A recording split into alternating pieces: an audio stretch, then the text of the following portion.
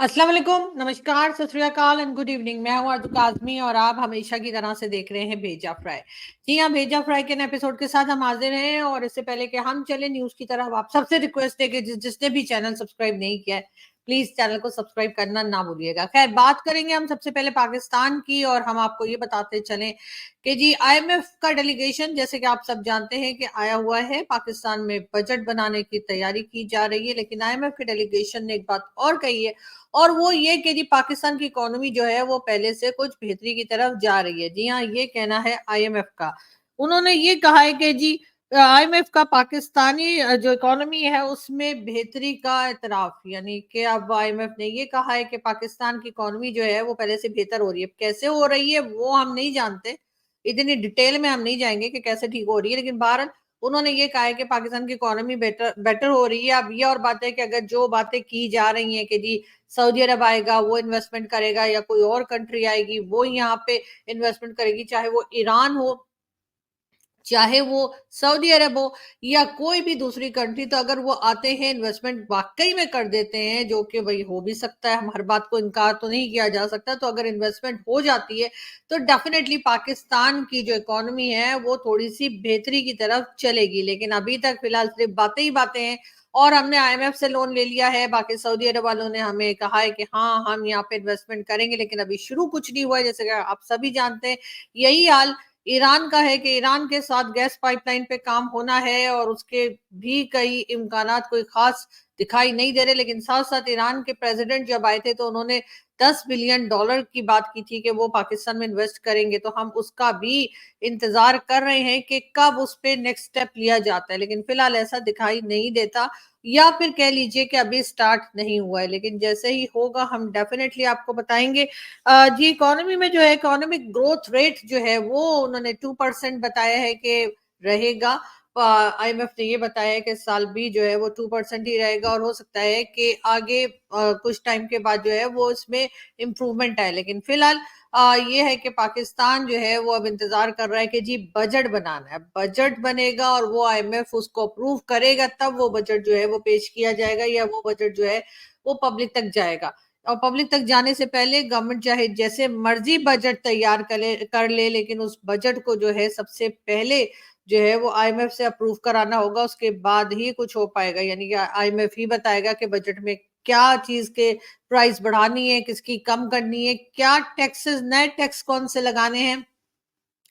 कौन उन टैक्स को भरने के लिए, जाहिर है कि मिडिल क्लास और अपर मिडिल और लोअर क्लासेस जो है वही ज्यादा फंसेंगी, या उन्हीं की ज्यादा बारी आएगी, उन्हीं की ज्यादा बलि चढ़ाई जाएगी, और यही लग रहा है होता हुआ हमें। खैर, ये सब कुछ तो चल रहा है, लेकिन पाकिस्तान में एक चीज जिसके लिए हमेशा से बजट कम रखा जाता है जबकि बजट हमेशा ज्यादा रखना चाहिए, और वो बजट है एजुकेशन का। और हर बार हम यही देखते हैं कि जो एजुकेशन का बजट होता है वो बहुत ही कम होता है, और इसी वजह से जो है लोगों को लगता यही है और यही इंप्रेशन आता है और यही हमें समझ में भी आता है कि पाकिस्तान में एजुकेशन की कोई खास अहमियत नहीं है, कोई खास इंपॉर्टेंस अगर एजुकेशन की होती तो यकीनन एजुकेशन बजट जो है वो ज्यादा रखा जाता। लेकिन ऐसा होता हुआ हमने कभी देखा नहीं, और इस बार भी ऐसा ही लग रहा है कि शहबाज शरीफ साहब की गवर्नमेंट जब बजट लेकर आएगी तो उसमें यकीनन एजुकेशन के का जो बजट है वो इतना ज्यादा नहीं होगा, और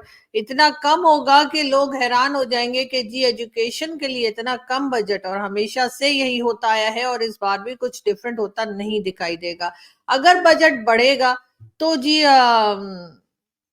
उन लोगों का बढ़ेगा, यानी कि जिन जो लोग पाकिस्तान को चलाते हैं, जो पाकिस्तान के जिन मालिक हैं, जो पाकिस्तान के कर्ता धर्ता हैं, और हम तो यहाँ पे खामखा हैं। जी हाँ, बिल्कुल, और हम यहाँ खामखा रहते हैं, लेकिन जो लोग इसके मालिक हैं पूरी पाकिस्तान के, उनका बजट यकीनन बढ़ जाएगा, क्योंकि वो कभी कहेंगे टीटीपी अटैक कर रहा है, कभी वो कहेंगे भारत खाने को आ रहा है। और कई बार तो इलेक्शन के दौरान भी भारत के पॉलिटिशियंस कह चुके हैं, या भारत के जो बीजेपी के जो डिफेंस मिनिस्टर थे उन्होंने भी कहा था घुस के मारेंगे। तो सर ये इस तरह की बातें ना किया करें आप लोग प्लीज, ठीक है ना, क्योंकि आप लोग ऐसा कुछ करने नहीं जा रहे और आप लोग ऐसा करते भी नहीं है, आप लोग काफी सिविलाइज्ड लोग हैं, लेकिन आपके इस तरह की बातों की वजह से हमारे भाई लोग जो है ना वो अपना बजट बढ़ा देते हैं और वो कहते हैं देखो जी उन्होंने बोल दिया कि घुस के मारेंगे। बाकी तो अफगानिस्तान से तो आपको पता ही है कि वो तो मतलब कहते भी नहीं है, वो घुसते हैं, मारते हैं और चले जाते हैं। तो वो वाला सिस्टम उनका चल रहा है टीटीपी के साथ, यानी कि पाकिस्तान और अफगान बॉर्डर पे, कि वो ना पूछते हैं, ना बताते हैं, ना कहते हैं मैं आ जाऊं, ना बेल करते हैं, ना नॉक करते हैं, बस आते हैं और उसके बाद घुस के मारकर और उसके बाद चले जाते हैं। तो यही सिस्टम बहुत टाइम से अफगानिस्तान की तरफ चल रहा है, लेकिन भारत जो है उनकी तरफ से बार बार कहा जाता है कि जी हम घुस के मारेंगे, कभी कहते हैं पीओके ले लेंगे, कभी कहते हैं आजाद कश्मीर ले लेंगे, कभी कुछ और कभी कुछ और कभी गिलगित बल्तिस्तान, और ये बातें आप लोग जब करते हैं तो हमारा बजट जो है आप समझ सकते हैं कि हमारे बजट का ज्यादा हिस्सा जो है वो फिर इन्हीं चीजों में चला जाता है कि देखो जी उन्होंने डराया है, उन्होंने धमकाया है, उन्होंने ये कह दिया, उन्होंने वो कह दिया, ऐसा कह के वो सारा बजट जो है भाई लोग ले जाते हैं और यहाँ पे एजुकेशन और बाकी चीजों के लिए बजट में कुछ नहीं रह जाता। इस वक्त भी मैं आप लोगों के साथ बिल्कुल पक्की बात कर रही हूँ, जब बजट आएगा तो चेक कर लिएगा कि एजुकेशन के लिए कितना बजट रखा है। वैसे तो खैर शहबाज शरीफ साहब का कहना ये है कि पाकिस्तान में 4 साल के लिए एजुकेशनल इमरजेंसी जो है वो उन्होंने इम्पोज कर दी है और वो उनका कहना ये है कि जी 4 साल तक जो है वो एजुकेशनल इमरजेंसी जो है वो पाकिस्तान में रहेगी और हम अपनी एजुकेशन के ऊपर काम करेंगे, बहुत सही करेंगे, बहुत आगे लेकर जाएंगे। लेकिन मैं ये भी आपको बता दूं कि अभी एक दिन पहले की बात है, नॉर्थ वजीरिस्तान में गर्ल्स स्कूल को आग लगा दी गई। जी हाँ, नॉर्थ वजीरिस्तान में जो गर्ल्स स्कूल है उसको जला दिया। अजीब लोग हैं, मतलब एक तरफ कहते हैं कि जी हमें लेडी डॉक्टर चाहिए अपनी जो लेडीज है उनके लिए, और हर तरह की टीचर्स जो है वो भी लेडीज होनी चाहिए यानी बच्चियों को पढ़ाने के लिए, लेकिन साथ साथ स्कूल को आग लगा देते हैं, बच्चियों की स्कूल में बच्चियों को जाने नहीं देते। और ये कह दिया जाता है कि जिसने पढ़ के क्या करना है, लड़की है इसको क्या करना है, इसको शादी करेंगे, इसको आगे चले जाना है और इसको सिर्फ हांडी रोटी करनी है। तो मैं ये कहूं कि अगर किसी ने सिर्फ हांडी रोटी भी करनी है, अगर सिर्फ किसी ने रोटियां पकानी है और सिर्फ घर के काम करने हैं, किचन के काम करने हैं, अगर किसी लड़की ने किसी बच्ची ने, तो उसके लिए भी एजुकेशन बहुत जरूरी है। ये बात जो है ये नॉर्थ वजीरिस्तान वाले और इसी तरह के जो लोग हैं जो छोटे एरियाज में रहते हैं उनको समझनी चाहिए, उनको समझाना चाहिए, उनकी कोई काउंसलिंग होनी चाहिए, इनके लिए कोई वर्कशॉप्स होनी चाहिए ताकि इन लोगों को समझ में आए कि गर्ल्स एजुकेशन कितनी जरूरी है। अगर लड़की ने घर के बाहर नहीं निकलना, कोई जॉब नहीं करनी, कुछ नहीं करना, सिर्फ घर के ही काम करने हैं, उसके लिए भी एजुकेशन बहुत जरूरी है। तो प्लीज अपनी बच्चियों को पढ़ने दीजिए, उनके स्कूलों को आग मत लगाइए। एक तरफ तो शहबाज शरीफ साहब ये ऐलान करते घूम रहे हैं कि जी हम एजुकेशनल इमरजेंसी लगा रहे हैं, दूसरी तरफ स्कूल जो बच्चियों के स्कूल है उनको आग लगाई जा रही है, लेकिन उसके बारे में प्राइम मिनिस्टर साहब जो है एकदम खामोश है। एक वर्ड मैंने उनके मुंह से नहीं सुना कि उन्होंने इस बारे में कोई बात की हो या उन्होंने ये कहा हो कि इस तरह के लोगों को सजा दी जाएगी अगर कोई किसी भी स्कूल कॉलेज या कहीं भी जो एजुकेशन इंस्टीट्यूट है उसको अगर कोई नुकसान पहुंचाएगा, जलाएगा या बच्चियों को वो या बच्चों को पढ़ने से रोकेगा, उनको हम सजा देंगे। ऐसी बात हमने कभी अपने पॉलिटिशियंस के मुंह से नहीं सुनी। जब भी बात करते हैं तो कोई निराली ही बात करते हैं, अपनी ही कहानियां सुनाते हैं और पब्लिक किस मुश्किल में है उसकी बात नहीं करते। बहरहाल कहीं ना कहीं जो है वो थोड़ा बहुत अगर हम देखते हैं कि सिर्फ अनाउंसमेंट की हद तक अगर हम बात करें तो ये जैसे आपको पिक्चर दिखाई दे रही है, स्कूल्स में जो है वो पंजाब स्कूल्स में ये कहा जा रहा है कि सैटेलाइट इंटरनेट की फराहमी जो है वो पायलट प्रोजेक्ट जो है वो उसको कहा गया है कि जी शुरू कर दिया गया। जी हाँ, यानी कि जो पंजाब के स्कूल हैं उसमें इंटरनेट की सर्विसेज दी जाएंगी और स्कूल में जो है बच्चियां जो हैं या बच्चे जो भी पढ़ते होंगे वो सैटेलाइट इंटरनेट की सहूलत उन्हें मैसर होगी। लेकिन ये सिर्फ पंजाब के जो बड़े शहर हैं उनकी बात हो रही है, लेकिन जो छोटे शहर हैं उनमें वही हाल है कि स्कूल बच्चियां अगर जाना चाहती हैं तो उनको नहीं जाने दिया जाता। इमरान खान साहब इस वक्त भी जेल में हैं। इमरान खान साहब से कई बार कहा गया है, हर तरफ से कहलवाया गया है कि जी आप 9 मई के लिए माफी मांग लें, लेकिन इमरान खान ने उस पर साफ इनकार कर दिया। इमरान खान के साथी उमर अयूब जो है उनका कहना ये मौजूदा आईजी की क्यादत में पंजाब पुलिस तबाह हो गई है। जी हाँ, पंजाब पुलिस तो खैर पहले भी तबाही थी, पंजाब पुलिस उनको अब पता लग रहा है कि तबाह हुई है। पंजाब पुलिस किस तरह से लोगों पर अटैक करती है ये हम कई साल से देखते आ रहे हैं कि पंजाब पुलिस से जो है लोग बहुत परेशान है, लेकिन पंजाब पुलिस में किसी भी तरह की कोई ऐसी चीज नहीं की जा रही जिससे कि पुलिस को थोड़ा सुधारा जा सके। और ये यकीनन बहुत अफसोस की बात है, मगर क्या करें इसी तरह से। लेकिन मरियम नवाज भी अभी तक इस बारे में ना तो कोई बात कर पाई है, ना ही उन्होंने कुछ कहा है कि पंजाब पुलिस को ठीक कैसे किया जाएगा। ये और बात है कि वो जो पंजाब पुलिस की पासिंग आउट परेड थी उसके लिए वो यूनिफॉर्म उन्हीं की पहनकर आ गई थी, लेकिन खैर कोई बात नहीं, अच्छा किया आपने कि आपने उनको बताया कि उनकी यूनिफॉर्म आपके लिए कितनी इंपॉर्टेंट है, लेकिन उनको जरा तमीज तरीका भी सिखा दें, जो पब्लिक है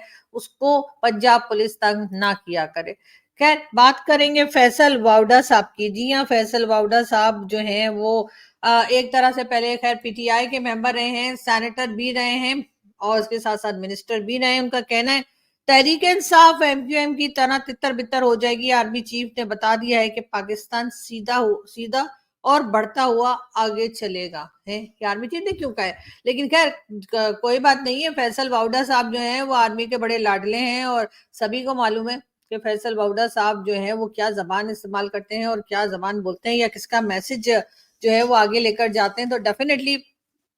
कहीं ना कहीं फैसल वावड़ा साहब यही बताने की कोशिश कर रहे हैं कि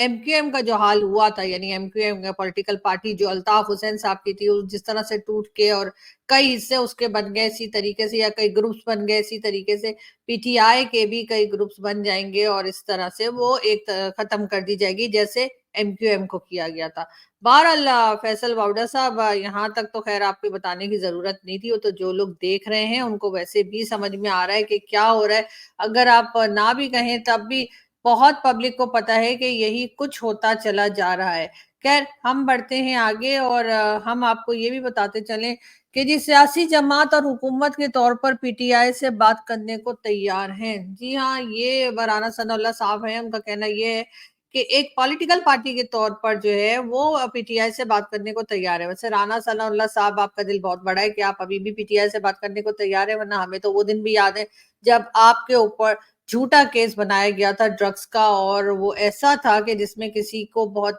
खौफनाक तरीके से सजा भी हो सकती है, किसी की जान भी जा सकती है, लेकिन आपकी हिम्मत है कि आप वो सारी बातें भूल कर एक बार फिर पीटीआई से बात करने को तैयार है। लेकिन बात करेंगे किससे, इसलिए कि पीटीआई तो अपने आप में ही जो है वो कई तरफ निकल चुकी है। इमरान खान कुछ और कहते हैं, पार्टी मेंबर्स कुछ और कहते हैं, दो पार्टी के लोग कुछ और कहते हैं और दो पार्टी के मेंबर कुछ और कहते हैं। तो समझ में किसी के नहीं आ रहा कि आखिर सुनना किसको है और आखिर आगे लेकर चलना किसको है। ये बात अभी तक किसी की समझ में आ नहीं सकी है। जैसे ही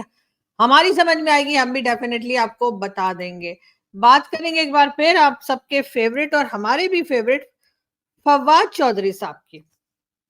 जी हाँ, फवाद चौधरी साहब का कहना ये है कि मौलाना फजलुर रहमान और जमात इस्लामी की तहरीके तहफ़्फ़ुज़ आइन में बाकायदा शमूलियत अब दूर नहीं। यानी कि उनका ये कहना है कि मौलाना साहब जो है वो पीटीआई के साथ मिलकर काम करने को तैयार दिखाई देते हैं। वैसे तो मौलाना साहब काफी टाइम से पीटीआई का साथ देते और इमरान खान का साथ देते दिखाई दे रहे हैं, और इमरान खान के साथी जो पहले उनको मौलाना डीजल कहा करते थे वो अब उनको मौलाना डीजल नहीं पुकार रहे हैं, और ये एक बड़ी अच्छी बात है। खैर हम दोबारा अपने मेन टॉपिक की तरफ चलते हैं, बजट। जी हाँ, बजट और बजट की तैयारियां की जा रही हैं, और पाकिस्तान में लोग काफी इस वक्त परेशान है, इसलिए कि जब भी बजट आने वाला होता है तो उससे पहले पहले लोग काफी घबरा इसलिए जाते हैं कि उनको यही लगता है कि कोई ना कोई जी खौफनाक तरीके से महंगाई बढ़ेगी और कई चीजों की प्राइस जो है वो बढ़ा दी जाएगी। और यही वजह है कि बजट आने से पहले या बजट की तैयारी का सिर्फ सुनकर ही लोग जो है बहुत परेशान हो जाते हैं। और जबकि आईएमएफ से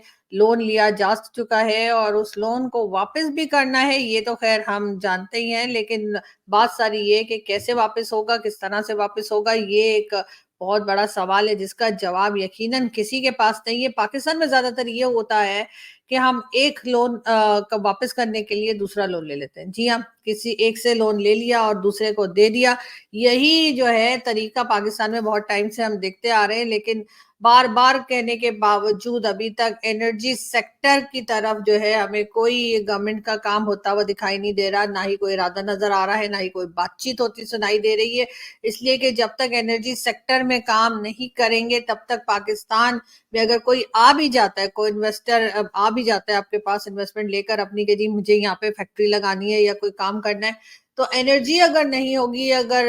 आप इलेक्ट्रिसिटी नहीं प्रोवाइड करेंगे, बाकी चीजें जो जरूरत होती है किसी भी फैक्ट्री को चलाने की वो नहीं देंगे, तो फिर वो काम कैसे होगा। यहाँ तो जो पाकिस्तान में लोग रहते हैं जिनके यहीं पे बिजनेसेस फिलहाल अभी तक हैं, वो भी काम नहीं कर पा रहे, वो भी बहुत शोर मचा रहे हैं और बहुत परेशान है, क्योंकि एनर्जी सेक्टर में जो है वो बहुत ज्यादा प्रॉब्लम्स हैं और लोगों को ज्यादातर यही शिकायत है कि जी हमारी जो फैक्ट्रीज हैं वहां पर हम पूरा टाइम काम नहीं कर पा रहे, इसलिए कि बार बार लाइट चली जाती है, हमारे वर्कर्स जो हैं वो अपना फुल टाइम दे रहे हैं मगर काम नहीं हो पा रहा। लेकिन अनफॉर्चुनेटली गवर्नमेंट इस तरफ ध्यान नहीं दे रही है, और ना ही इस्टेब्लिशमेंट या वो कह लीजिए जो लोग पॉलिसीज बनाते हैं या जो लोग मुल्क को चलाते हैं, जो ऑर्डर करते हैं कि मुल्क में क्या होना है क्या नहीं होना है, उनको ये एनर्जी सेक्टर वाली जो प्रॉब्लम है वो न जाने क्यों दिखाई नहीं दे रही। बार बार पब्लिक को यही चूरन खिलाया जा रहा है कि जी सऊदी अरब आ रहा है इतने बिलियन ला रहा है, यूएई आ रहा है इतने बिलियन ला रहा है, चाइना ये कर रहा है, ईरान आ रहा है वो भी 10 बिलियन ला रहा है, आईएमएफ आ रहा है वो भी इतने बिलियन ला रहा है। तो हर एक को बताया जा रहा है, कभी कहते हैं जी कतर से भी पैसे आ रहे हैं,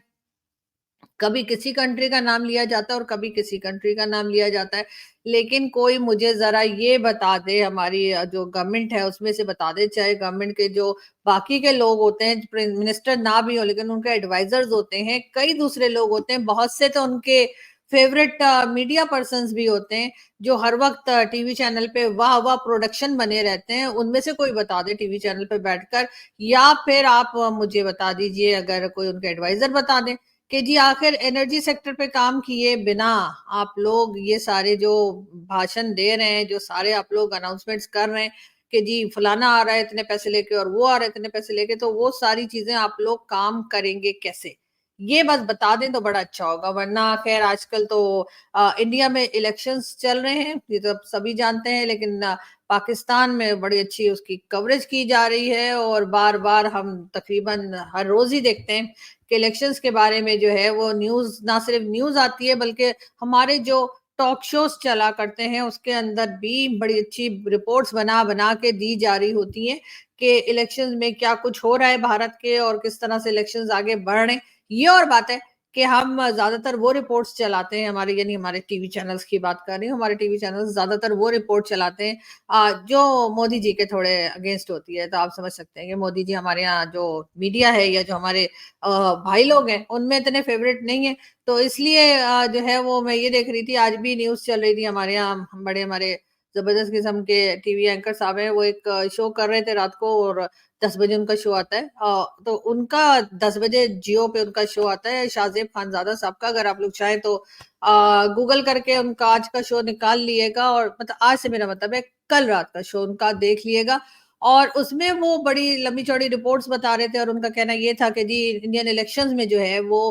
जिन लोगों से डोनेशंस ली जा रही हैं, बड़ी बड़ी कंपनीज से डोनेशन ली जा रही हैं, बड़े बड़े लोगों से डोनेशन ली जा रही हैं, जिसमें मुकेश अंबानी और कई दूसरे नाम उन्होंने बताए, पिक्चर्स दिखाई, और उन्होंने कहा कि ये एक तरह का भत्ता लिया जा रहा है। और उसके बाद उन्होंने ये भी बताया कि कौन सी पार्टी को कितना डोनेशन मिला है और किस तरह से मिला है, कोई सर्टिफिकेट है या उस तरह का कोई प्राइस बॉन्ड टाइप की कोई चीज है जो मोदी जी की गवर्नमेंट ने इंट्रोड्यूस कराई है कि जी वो अगर कोई लेता है तो उसको इसका मतलब है कि यदि कोई कंपनी अगर वो उसको बाय कर लेती है, उसको खरीद लेती है, तो वो अपनी तरफ से कितना डोनेशन जो है वो किसी भी पार्टी को दिया जा सकता है। सबसे ज्यादा डोनेशन जो है बीजेपी को मिला है, उसके बाद बाकी पार्टीज के भी उन्होंने एक एक करके नाम बताए और फिगर्स भी बताए कि जो फिगर जो है यानी उस पार्टी को दिया गया है। बहरहाल ये एक अच्छी बात है कि बहुत कवर किया जा रहा है, लेकिन बहरहाल अब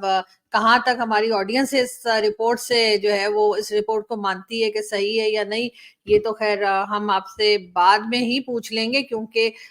ये शो जो हमारे यहाँ कल चला है रात को, वो मैं भी अभी ढूंढ रही हूँ, मुझे भी मिल जाए तो मैं वो सारी फिगर्स जो दी गई थी हमारे जियो टीवी के ऊपर और शाहजेब खानजादा साहब का शो था, वो मैं आप लोगों के सामने लाऊंगी और आज ही लाऊंगी। और चाहूंगी कि आप लोग भी थोड़ा सा मुझे गाइड करें कि क्या ये फैक्ट फिगर जो दिए गए हैं, जो बातें बताई गई हैं, क्या वो वाकई में सच है या फिर ऐसे ही हमारे हमारे मीडिया की बनाई हुई कोई चीज है। या खैर हमारे मीडिया ने तो ऑफ कोर्स नहीं बनाई होगी, कहीं ना कहीं से उन्होंने डिटेल्स ली हैं, क्योंकि उन्होंने कई क्लिप्स भी दिखाए हैं, कई लोगों के इंटरव्यूज के क्लिप्स भी दिखाए हैं, तो इसलिए मैं ये तो नहीं कह सकती कि हमने खुद बना लिया, लेकिन बहरहाल अगर इस तरह की कोई चीज है तो आप लोग मुझे जरूर गाइड किएगा कि ये कहाँ तक ठीक है और कहाँ तक हम उसको मिसअंडरस्टैंड अगर कर रहे हैं तो कहाँ पे कर रहे हैं। तो क्योंकि वो मुझे बहुत इंटरेस्टिंग लगा था उनका शो, मैंने 2 बार उनके शो को जो है वो देखा और चेक किया सारी चीजें। बस ये कि मैं नोट्स बनाऊंगी अपनी आज, और फिर वो सारे नोट्स बना के और फिर मैं आपके सामने डेफिनेटली वो डिटेल्स लाऊंगी। और उम्मीद करती हूँ कि आप लोग जो है वो मुझे गाइड करेंगे, मुझे बता सकेंगे कि कहाँ पे क्या ठीक है और कहाँ पे क्या गलत है। यहाँ से मैं चलती हूँ और जल्दी आपसे फिर मुलाकात होगी। हंसते रहिए, मुस्कुराते रहिए और हमारे चैनल को सब्सक्राइब करना ना भूलिएगा। Thank you.